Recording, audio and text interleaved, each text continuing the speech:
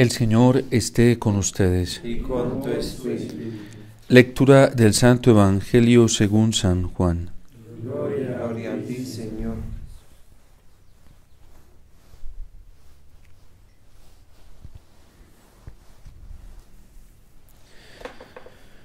En aquel tiempo dijo Jesús a sus discípulos: El que acepta mis mandamientos y los guarda, ese me ama, y el que me ama será amado por mi Padre, y yo también lo amaré y me manifestaré a él. Le dijo Judas, no el Iscariote: Señor, ¿qué ha sucedido para que te reveles a nosotros y no al mundo? Respondió Jesús y le dijo: El que me ama guardará mi palabra, y mi Padre lo amará, y vendremos a él y haremos morada en él.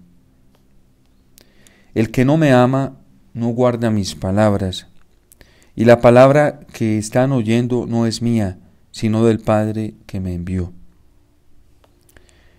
Les he hablado de esto ahora que estoy a su lado, pero el Paráclito, el Espíritu Santo que enviará el Padre en mi nombre, será quien lo enseñe todo y les vaya recordando todo lo que les he dicho. Palabra del Señor. Gloria a ti, Señor Jesús.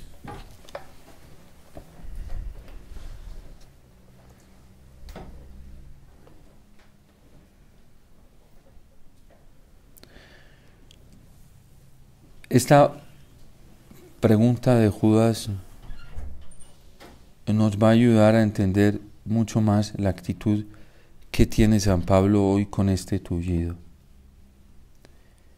¿Qué ha sucedido para que te reveles a nosotros y no al mundo? Dice que San Pablo, cuando llega a Listra, encuentra un tullido y lo mira fijamente a los ojos. Y como se dio cuenta que tenía fe, le dice que en el nombre de Jesús se pare, que quede curado. ¿Qué sucedió para que te reveles a nosotros y no a todo el mundo? San Pablo también nos lo ayuda a comprender de una forma más clara en la carta a los Gálatas. Dice que en la plenitud de los tiempos envió Dios a su Hijo al mundo, la máxima revelación de su amor. ¿Por qué no lo hizo antes? ¿Por qué Jesucristo no se encarnó en otro momento de la historia y tenía que ser precisamente en ese momento que lo hizo? ¿Por qué se reveló de esa manera? La parábola del buen sembrador también nos ayuda a comprender esto de una forma más clara. Porque era el momento en el que el terreno estaba fértil en algunos corazones para que cuando cayera la semilla pudiera brotar, germinar y dar fruto. Hay corazones que no están preparados para acoger la palabra del Señor y por eso no les llega, y por eso no cunde en ellos la palabra del Señor, porque precisamente no hay una disposición, una intención pura en la búsqueda del Señor. Hay cristianos que se acercan a leer la Biblia y no les dice nada, lo único que les produce la lectura de la palabra de Dios es sueño y cansancio. En cambio hay cristianos que hablan la palabra de Dios y eso como que les enciende el corazón, les enciende la vida, los hace arder por dentro. Fíjense que una misma cosa produce dos efectos diferentes. Hay cristianos que, por ejemplo, la Eucaristía les produce un ardor, un deseo, un amor, les produce una fortaleza, y hay otros que, ¡ay, qué pereza! Otra vez para ir a misa. ¡Ay! ¿Por qué la misma cosa produce efectos diferentes en unos y en otros? Esta pregunta que le hace Judas es una pregunta muy profunda. ¿Qué ha sucedido? Para que te reveles a nosotros y no al mundo.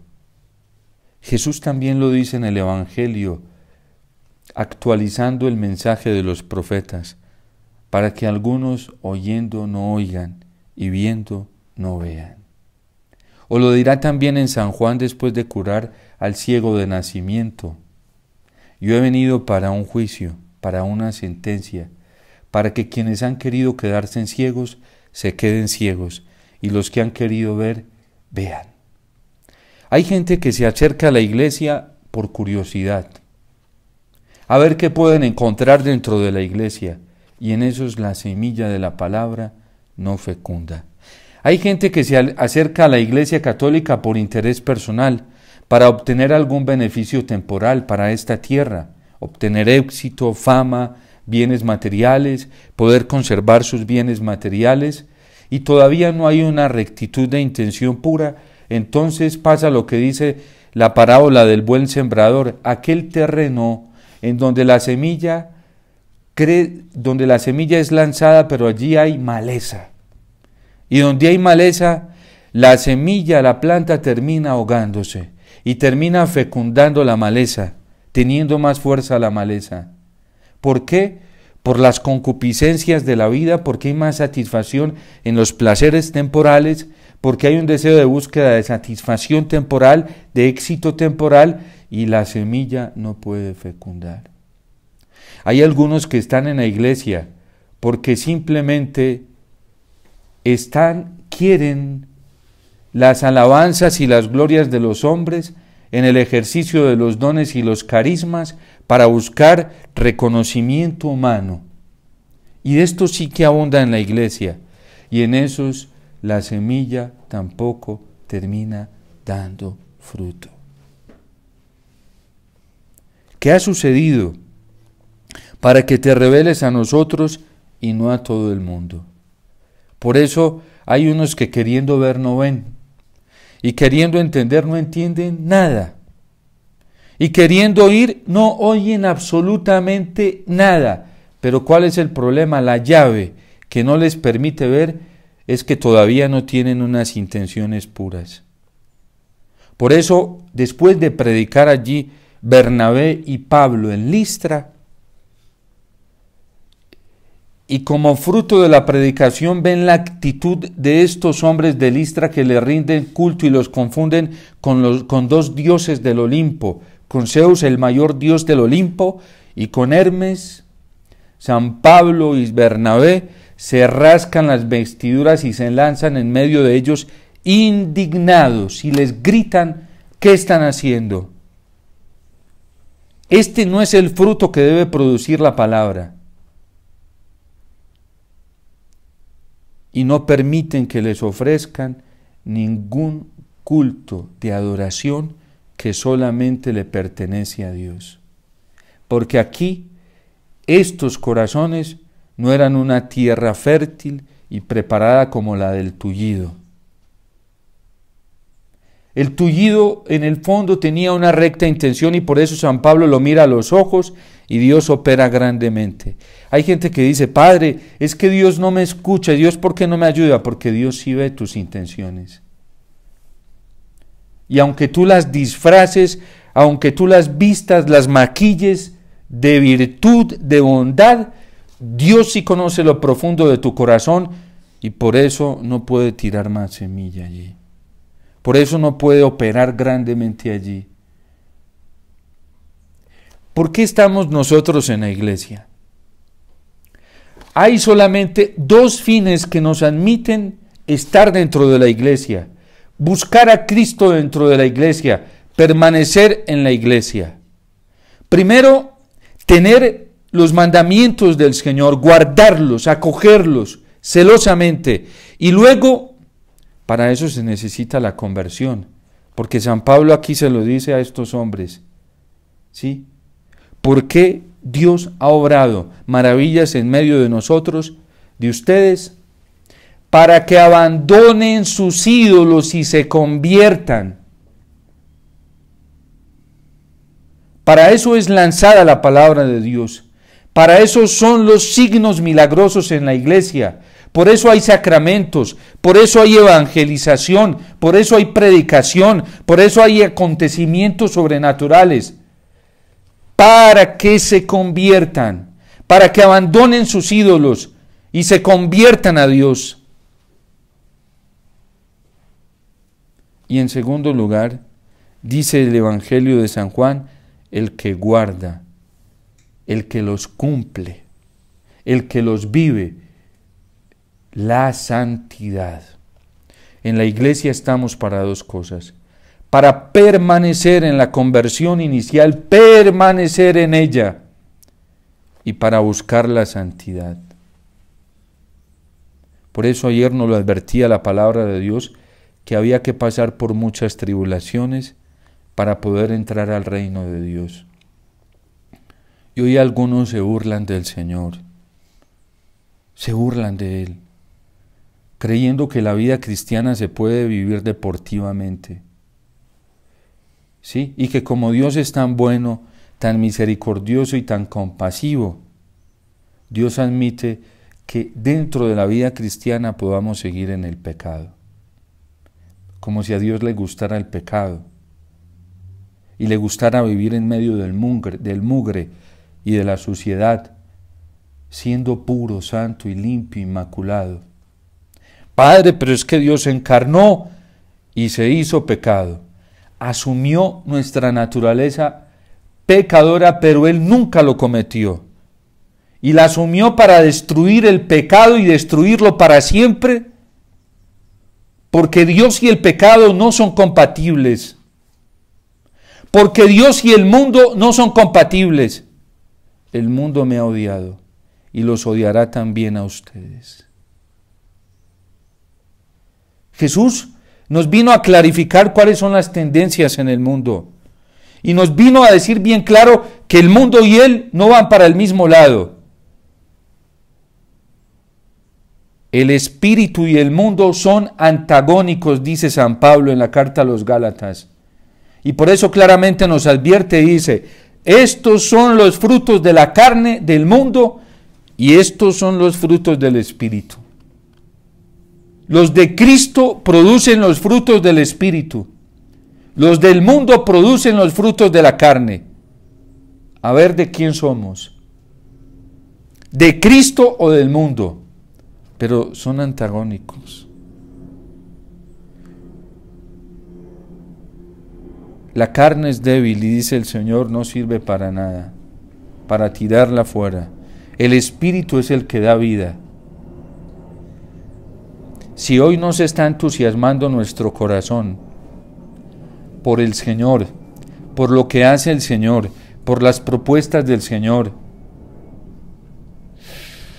a lo mejor nuestro corazón está ardiendo por el mundo y está más fascinado con el mundo y estamos en peligro.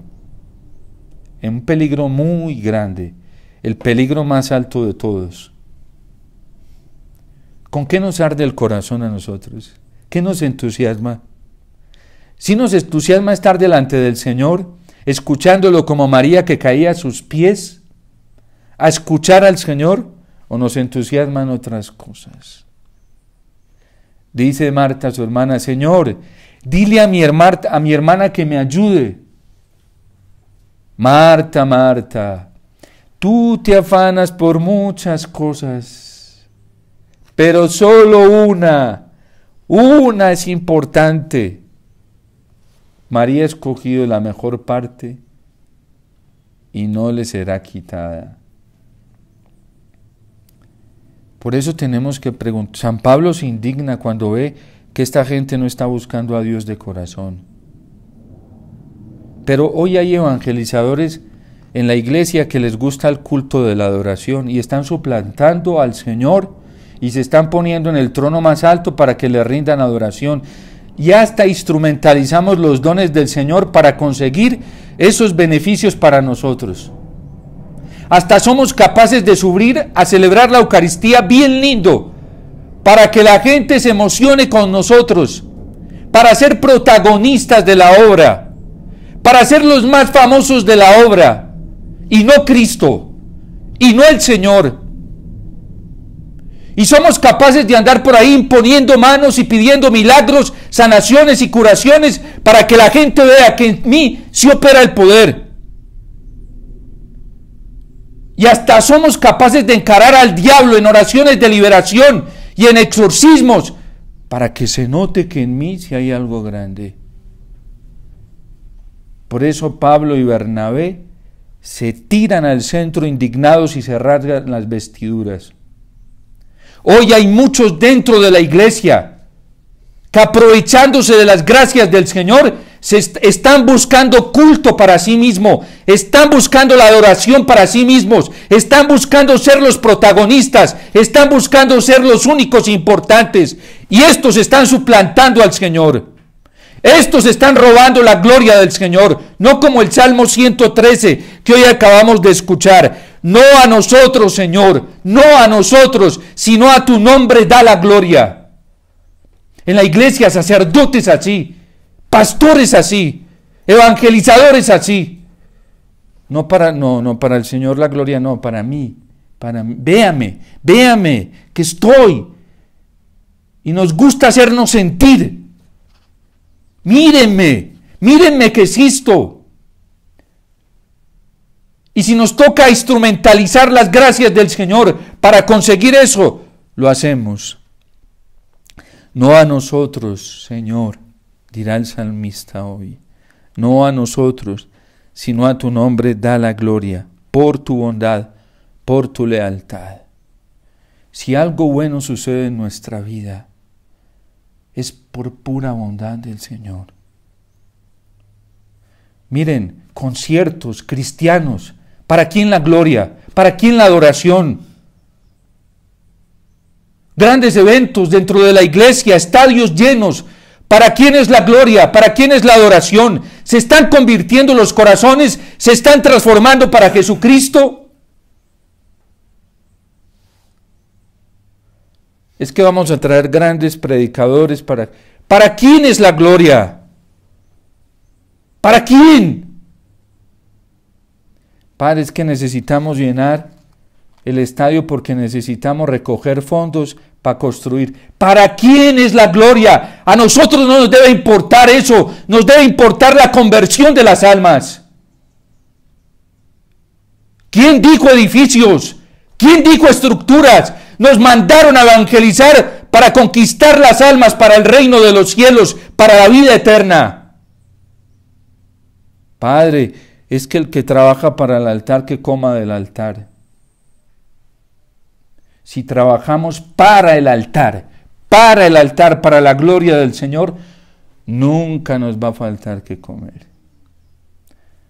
Hoy en la vida, en la iglesia, yo me pongo a mirar y pienso, hijo, Señor, tan pervertido que está todo esto. Hoy hay a quienes les interesa trabajar más por las añadiduras que por el reino de Dios y su justicia. Es el intercambio, ¿sí? Parece que el Señor hubiera dicho, busquen las añadiduras y les vendrá el reino de Dios y su justicia. ¿Cómo no somos de atrevidos? ¿Cómo tentamos a Dios? ¿Cómo lo hacemos? Cuando el Señor nos dijo, busquen el reino de Dios y su justicia, y todas estas cosas se les darán por añadidura. Yo voy a ajustar 18 años viviendo de la providencia de Dios. Y no recuerdo si me ha tocado abrir la boca para decir es que nos hace falta esto. Y donde esté faltando es porque a lo mejor falta fidelidad y santidad.